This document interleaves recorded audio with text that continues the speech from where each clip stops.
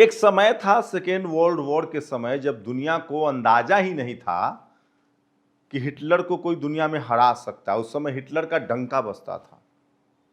Hitler अपने ही देश के लोगों को मारता था। हिटलर में उसके जो समर्थक थे वो सेना के वेश में, पुलिस के वेश में अपने ही लोग जो उसे हिटलर से इत्तेफाक नहीं रखता था उसको मारते थे।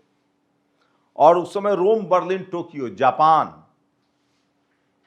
रोम जो आज इटली है, वही मेलोनी वाली इटली, तो रोम, बर्लिन, टोक्यो को पाप की धुरी कहा जाता था।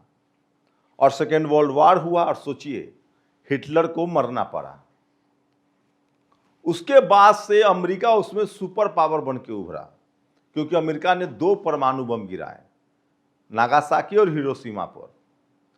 उस समय चूंकि वर्ल्ड वॉर में रोम, बर्लिन, टोक्यो मतलब जापान, इटली और जर्मनी तीनों पाप की धुरी था। इन तीनों की वजह से पूरी दुनिया में गुस्सा था। अमेरिका को लोगों ने छोड़ दिया, लेकिन वहीं से अमेरिका का मन बढ़ गया। लेकिन सोचिए, अन्याय का अंत होता है।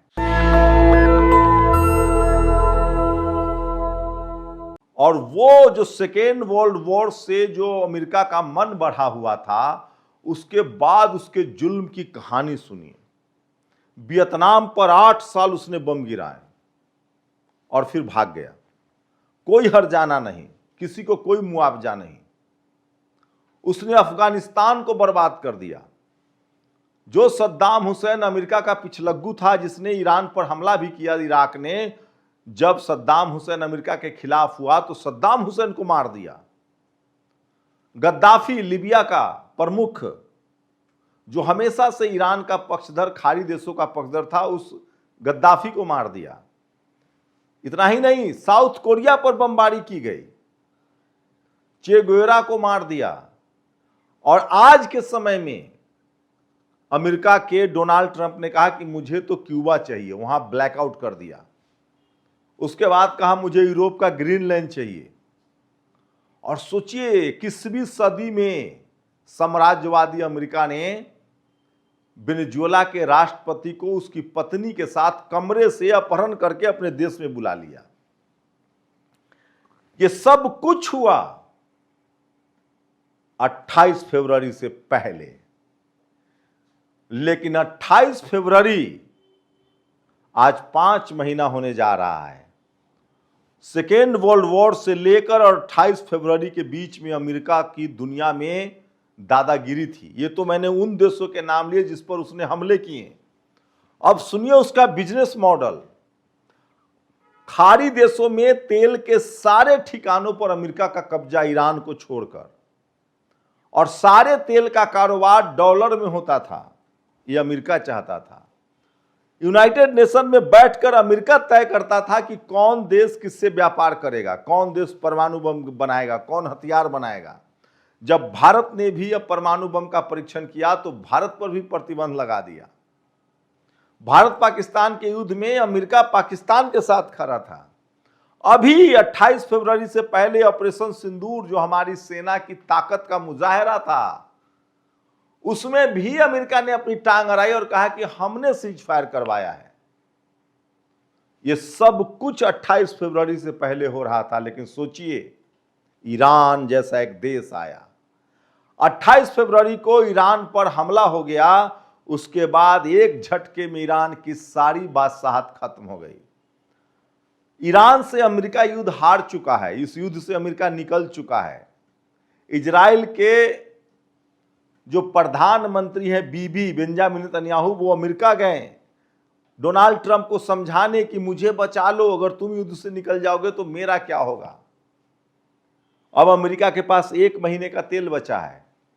इस 5 महीने में सोचिए, जितने खाड़ी देशों में अमेरिका के सैनिक अड्डे थे 200, वो तबाह हो गए। उसके 50 से ज्यादा जेट ईरान ने गिरा दिए, उसके युद्धपोत को डुबा दिया। और सोचिए, उसके 200 सैनिक अड्डे तबाह कर दिए। अब ईरान जो है होर्मुज पर पूरा कंट्रोल कर चुका है और अमेरिका की हैसियत नहीं है कि वो होर्मुज खुलवा ले और 1 बूंद तेल ले जाए। अमेरिका में हाहाकार मचने वाला है। 1 महीने का तेल बचा है। 28 फरवरी और ये जुलाई, 5 महीने के अंदर दुनिया का सबसे बड़ा सो कॉल्ड सुपर पावर घुटने पर आ गया है। ईरान साफ कह रहा है, डंके की चोट पर कह रहा है कि जब तक तुम 325 बिलियन डॉलर का हर्जाना नहीं दोगे तब तक हम तुम्हें होर्मुज से एक बूंद तेल नहीं ले जाने देंगे। लेकिन ये सब कैसे हुआ? ये मिरेकल कैसे हुआ? ये चमत्कार कैसे हुआ? ये हुआ विज्ञान के दम पर। दरअसल खाड़ी देशों में सारे देशों ने सरेंडर कर दिया था। सारी कंपनियां अमेरिका की, सारा पेट्रो डॉलर कारोबार डॉलर में होता था। एकमात्र ईरान था जो कहता था कि हम अमेरिका के आगे नहीं झुकेंगे। और 45 साल से अमेरिका ने उस पर प्रतिबंध लगा रखा था। उसकी कोशिश थी कि ईरान आर्थिक रूप से गरीब, लाचार, बेबस हो जाएगा और हम उस पर बाद में कब्जा कर लेंगे। लेकिन सोचिए, ईरान ठीक उल्टा निकला।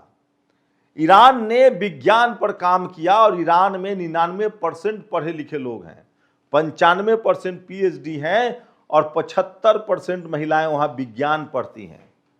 और इसी का नतीजा था कि ईरान ने 45 साल में इतनी तैयारी की, इतने मिसाइल और ड्रोन और आधुनिक हथियार बनाए, अपना एयर डिफेंस सिस्टम मजबूत किया कि अमेरिका जो है वो दुनिया का सबसे बड़ा सुपर पावर आज घुटनों पर आ गया है।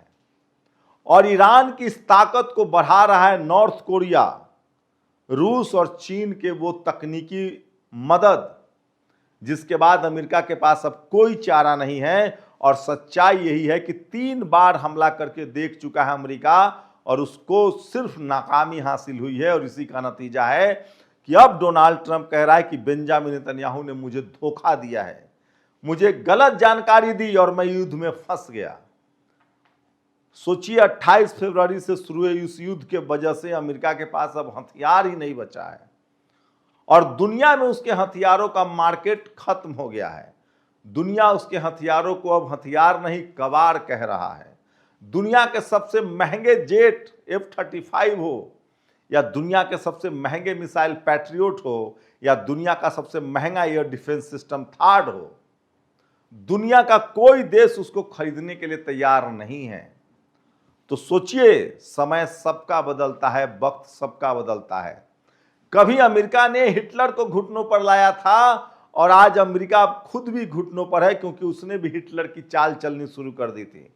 इसलिए एक कहावत है, प्रदर्शनकारी नारा लगाते हैं कि जो हिटलर की चाल चलेगा वो हिटलर की मौत मरेगा। जिस हिटलर के खिलाफ अमेरिका लड़ा, उसी हिटलर की चाल जब अमेरिका ने खुद चलना शुरू कर दिया तो उसको ईरान ने नेस्तनाबूद कर दिया। मतलब इतिहास हमें सिखाता है कि जो हिटलर की चाल चलेगा वो हिटलर की मौत मरेगा। और ये दुनिया देख रही है, खुली आंखों से देख रही है। जो डोनाल्ड ट्रंप राष्ट्रवाद और make again great America, America को महान बनाने के नाम पर सत्ता में आया था, उसने अमेरिका को 5 महीने में ही तबाह और बर्बाद कर दिया है। अमेरिका में भयंकर आर्थिक तंगी आने वाली है, क्योंकि 1 महीने का तेल बचा है। और ईरान ने कसम खा ली है, साफ कह रहा है कि जब तक 325 बिलियन डॉलर का हर्जाना नहीं दोगे, होर्मुज से एक बूंद तेल नहीं जाएगा। लेकिन असली मुसीबत तो आने वाली है इजराइल की। 1 करोड़ की आबादी वाला इजराइल का बेंजामिन नेतन्याहू, जिसका सर से पांव तक भ्रष्टाचार में डूबा हुआ है, जिसके बेटा और पत्नी पर बड़े आरोप हैं। 2 जजों की जो सुनवाई कर रहे थे उनके मौत हो चुकी है। इजराइल की राजधानी तेल अवीव में लाखों लोग प्रदर्शन पर निकल चुके थे, तब इस शख्स ने राष्ट्रवाद के नाम पर फिलिस्तीन पर हमला कर दिया। एक गरीब लाचार देश जिसके पास न एयरफोर्स, न नेवी, न आर्मी, उस पर हमला किए, बमबारी की, बच्चों को मारा, बुजुर्गों को मारा, स्कूल अस्पताल सब तबाह कर दिए, फिलिस्तीन को मलबे में तब्दील कर दिया। उसके बाद इस इंसान का मन बढ़ गया और इसे लगा कि हमें ग्रेटर इजराइल बनाना है, और फिर इसने लेबनान पर हमला किया। वहां भी थोड़ी बहुत सफलता मिली और उसी वजह से इसका इतना मन बढ़ गया कि इसने ईरान पर हमला कर दिया। तब ईरान के खामनेई ने कहा था पहले हमले के दौरान कि अब दोबारा अगर हम पर हमला हुआ तो इजराइल नक्शे से खत्म हो जाएगा, और वही परिस्थितियां बन रही है। सारे के सारे खाड़ी देश एकजुट हो गए हैं। अमेरिका की कोशिश थी कि खाड़ी देशों को ईरान पर हमला करवाया जाएगा और खाड़ी देशों को हथियार भी बेचा जाएगा और तेल का भी दोहन होगा। लेकिन सारे के सारे खाड़ी देश एकजुट हैं और वो किसी भी कीमत पर ईरान पर अब हमला करने वाले नहीं है, क्योंकि 5 महीने का वक्त निकल गया है। लेकिन ईरान चुन चुन कर खाड़ी देशों में अमेरिकी ठिकानों को खत्म कर रहा है। अब सवाल है कि जब सारे खाड़ी देशों के अमेरिकी ठिकाने खत्म हो जाएंगे तो इजराइल को बचाएगा कौन? और यही चिंता है कि बेंजामिन नेतन्याहू अमेरिका गया, डोनाल्ड ट्रंप को कहा कि हमें बचा लो, तुम युद्ध से नहीं निकलो। डोनाल्ड ट्रंप ने कहा कि तुमने झूठ बोला है, तुमने हमें बेवजह के युद्ध में फंसा दिया। अब ईरान से जैसे ही ईरान अमेरिका के युद्ध से फारिग होगा, जैसे ही अमेरिका इस युद्ध से पूरी तरह से बाहर निकल जाएगा, तब बारी इजराइल की आएगी। क्योंकि ईरान के खामनेई ने अपनी शहादत से पहले कहा था कि दोबारा इजराइल का हमला इजराइल को खात्मे की तरफ बढ़ा रहा है, और ईरान ने साबित कर दिया है कि वो युद्ध के दौरान जो कहता है उसको करता है। ये सबसे बड़ी अपडेट दे रहा हूं, इस युद्ध का दुनिया का नक्शा बदल गया है। और इंतजार कीजिए कि सारे खाड़ी देश और ईरान मिलकर इजराइल को वो सबक सिखाने की तैयारी कर रहे हैं जिसकी उसने कल्पना नहीं की होगी। आप लोग अपनी राय जरूर दीजिए। शुक्रिया। नेशनल दस्तक की आपसे गुजारिश है कि अगर इसको बचाना चाहते हैं तो नेशनल दस्तक को सब्सक्राइब करने के लिए रेड कलर के सब्सक्राइब बटन को दबाएं, फिर बेल आइकन की घंटी दबाएं। नेशनल दस्तक को बचाने के लिए बहुत जरूरी है कि हर खबर को शेयर करें, लाइक करें, कमेंट जरूर करें।